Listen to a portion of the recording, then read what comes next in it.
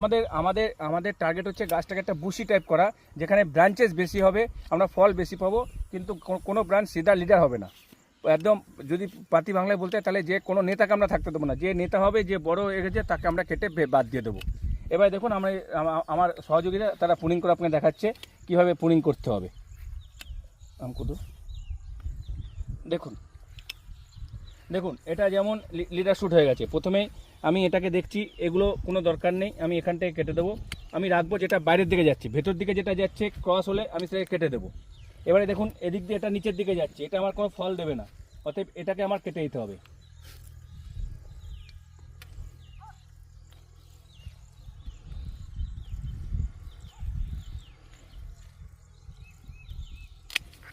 এগুলো কেটে দিলাম।